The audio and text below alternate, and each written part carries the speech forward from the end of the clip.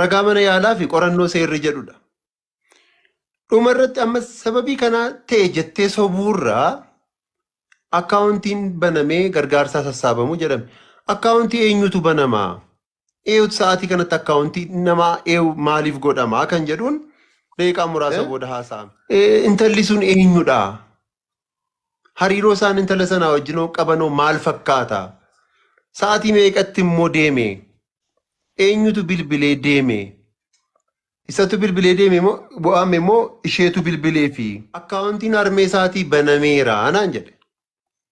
Akkas adda eenyu Gammadaa Tafarraa Gammadaadha. Abazzeema akkas jedha. Akkaawuntiin kanuma harmee isaatiidha. Adaraa keessan qilleensa irra oolshaa kan jedhuun Soraan akka inni itti du'e nutti himaa maal kan jedhu namoonni hin gaafatu. Akka inni itti du'e nam tokko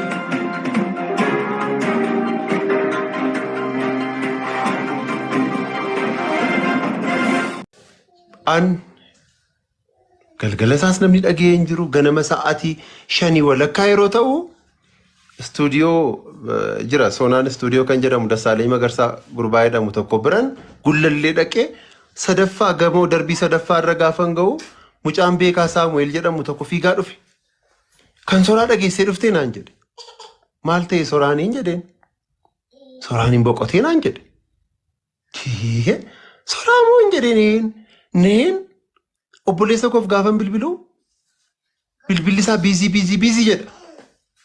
Ammas istuudiyoo dhiiseen beekaan iddoon hojii dhufe dhiiseen fiigaan konkolaataa nam fiigee miti. Phaawulosiin gaafa geenyu hiriyaan koo tokko jira dooktarri tokko.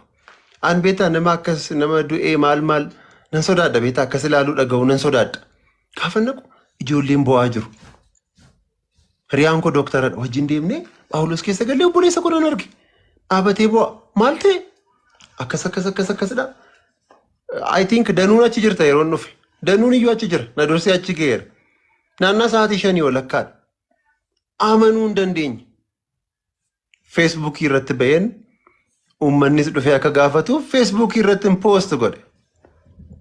Kun yoomiga sa'aatii 5 walakkaa.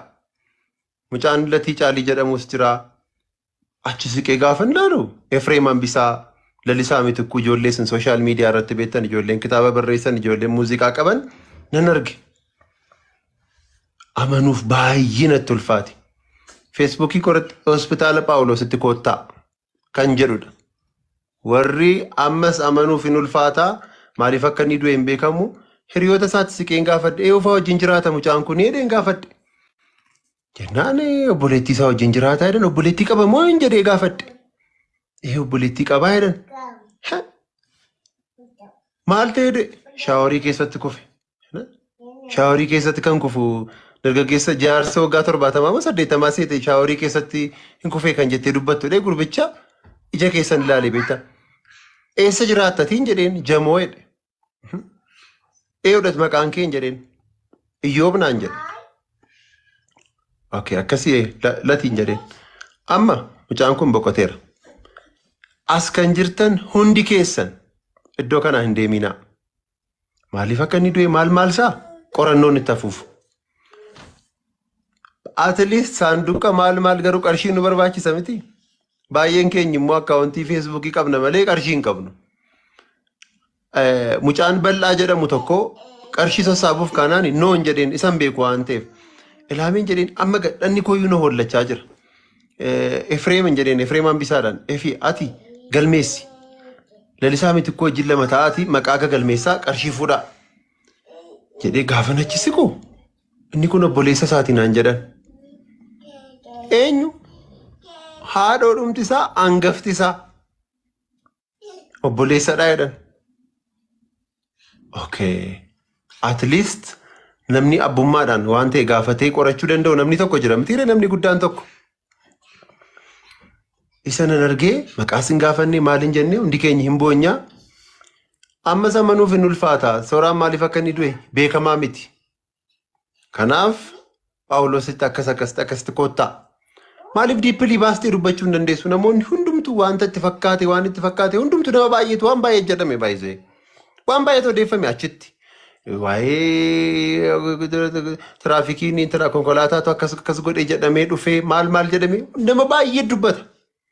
Garuu nama odeeffame namatu akkas jedhu malee abbaa jedhe sana argattu maammee. Achi booda maal goone?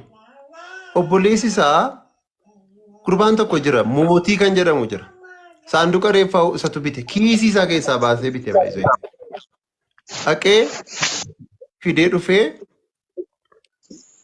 obboleessaa waamameetu dhufee reeffaa ilaaluu jedhame. Maaliif reeffa namni kan biraa ilaaluu hin danda'u? Namni kan biraa ormicha eeggachuu hin danda'u.